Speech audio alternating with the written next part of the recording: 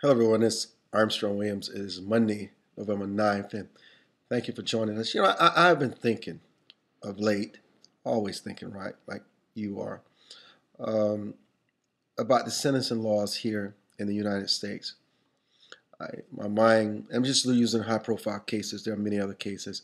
Michael Vick, who served time in prison for the dog fighting, Plexico Burris, who's still now uh, behind bars for the gun violation. And there are many people like him. There are people who get caught with weapons and the weapons are not registered and they go to jail. They throw a book at them.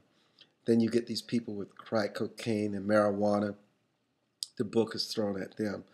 But when you think about serial killers and rapists and mass murderers and child molestation and these sickened pedophiles, you may not believe this, but someone who may get caught for illegal possession of a firearm and someone who's caught with marijuana and crack cocaine may have a far-reaching and longer sentence than someone who is obviously a menace to society. I've heard people talk about this for the longest, and my attitude has always been: is a crime is a crime is a crime. They know what the laws are before they mess with the crack cocaine or deal with marijuana. And Plexico Burris had to have an idea of what the consequences would be for carrying a firearm, even though he shot himself. But if we step back, the prisons are overcrowded.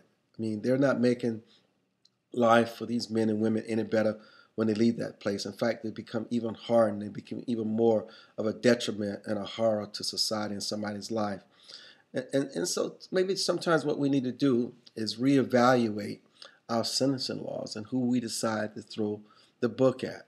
I'm not saying that someone doing marijuana or on drugs should not go to jail, but I think it's something that we need to revisit. It's something that we may need to think about.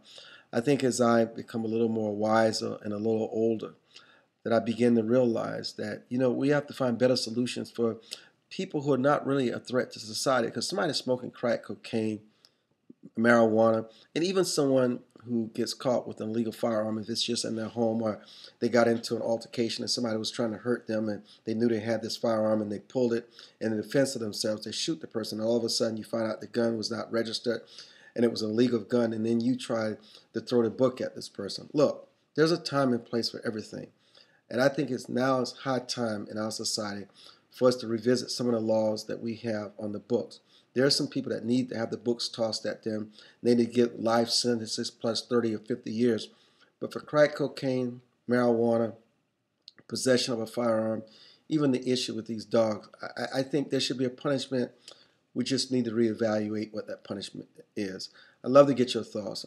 You can visit our website, armstrongwilliams.com, and just register your thoughts on this. And it also gives you our email address. And don't forget to listen to our daily live radio broadcast, 4 to 5 p.m. every day. We stream live at www.armstrongwilliams.com. Just click on listen to. Just something for you to think about. I look forward to your feedback. Thank you.